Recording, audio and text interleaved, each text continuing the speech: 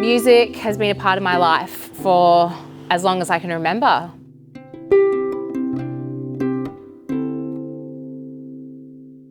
My grandparents were farmers, but they could play almost any instrument by ear.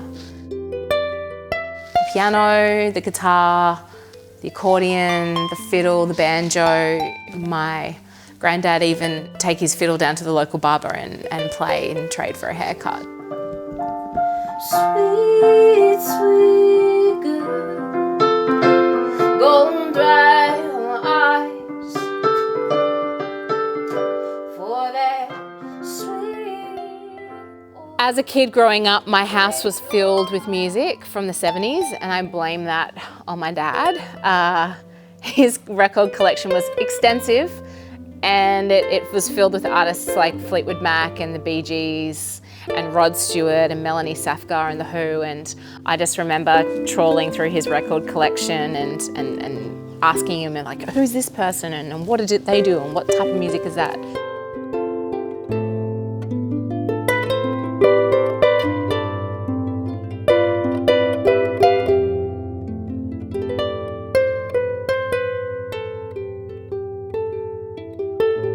So while my dad's record collection played a massive part in my childhood, it was my mum who was there for me every step of the way. She was my rock.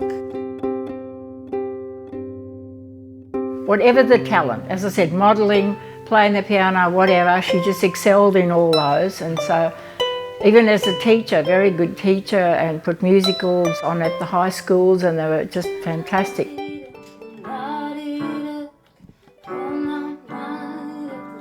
She's a completely selfless parent and would do anything for her kids, to the point when I was a baby, she gave up this amazing career opportunity to work in TV in order to be at home and raise her children.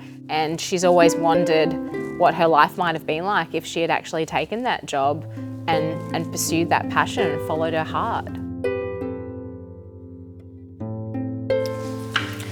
This is the first time I ever performed on stage. I was about 6 years old, and it was for an Easter show at Pacific Fair Shopping Centre.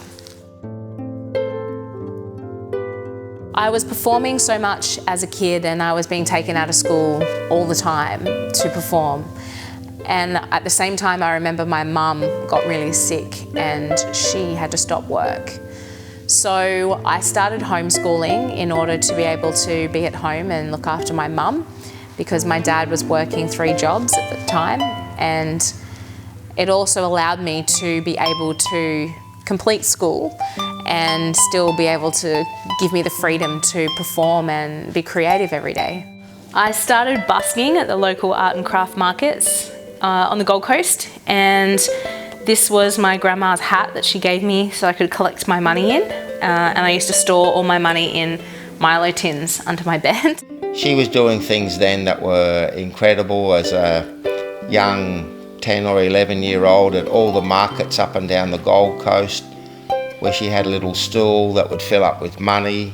She had her signs, and the market conveners would actually complain to us that she was stopping too many people in the pathways for the crowds to move on, and yet they were staying there from their own appreciation of music, whether they were 2 or 92.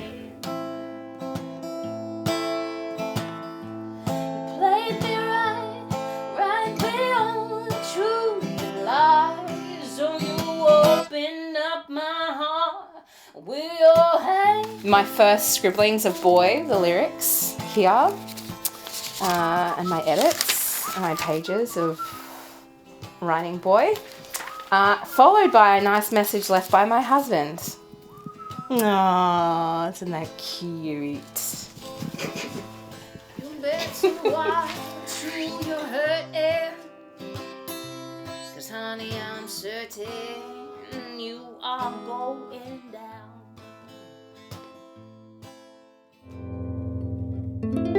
She was approached by a lady opening up a new bridal shop in the new Rabina shopping centre, and asked would she perform for her at the opening of her bridal shop at Rabina shopping centre.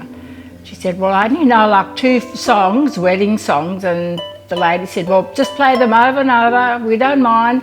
And she basically got 25 bookings that day from brides that walked in and out. And we're just happy even she played the same songs over again. So by, as I said, 21, she played the 1000th wedding. The Harp was in Adelaide. It's almost caused a divorce because the only way to pay for a harp to be sent to the Gold Coast was by credit card. Those days, not everybody wanted a credit card. Managed to get a credit card, and that's where she bought a harp, which she still has today.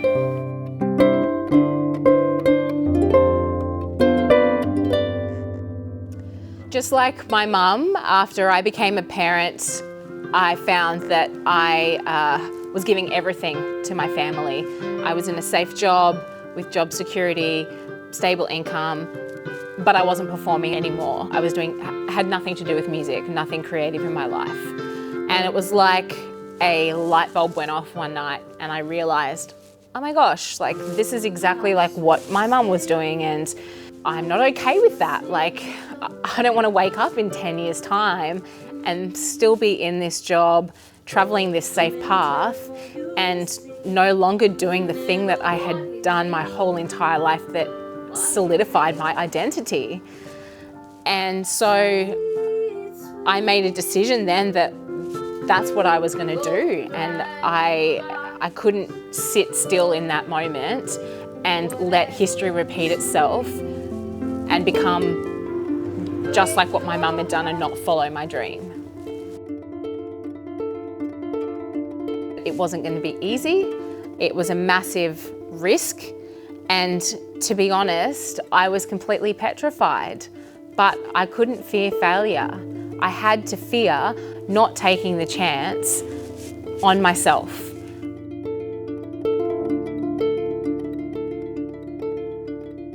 It must be instinctive in a person, I think, like me as a mother. Instinct.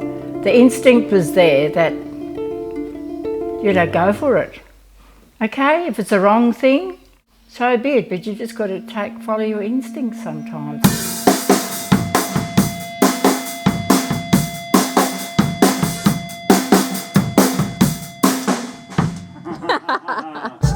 The best things come when you push yourself outside your comfort zone, and I knew that when I came back to the harp, I wanted to approach it in a different way. I knew it had to be different. I wanted to challenge myself. I didn't just want to play the same thing as I had done before. I didn't just want the harp to be the thing that was different. I wanted how I played with the harp to be different. It wasn't just like, oh, she plays a harp, cool, but it's like, whoa, look how she does it. Combining it with the loop pedal really allowed me to push my creative boundaries, and it allows me to like broaden my creativity completely, because I can essentially become a one-woman band.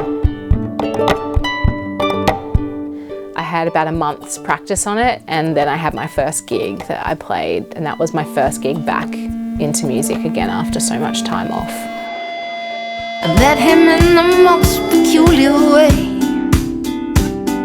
I met him when our hope had turned to grey. Plucked up the courage I logged on to find my perfect man. He was just a Looking forward, I want people to feel empowered. I want them to take risks. I want them to follow their passions and to prove for themselves that anything is possible. But then I stumbled upon the word. Me, oh my heart was one. He was just a clue. Okay. And I said, boy. The show was amazing. It's so cool to be back here in Burleigh. I lived a portion of my life here as a teen.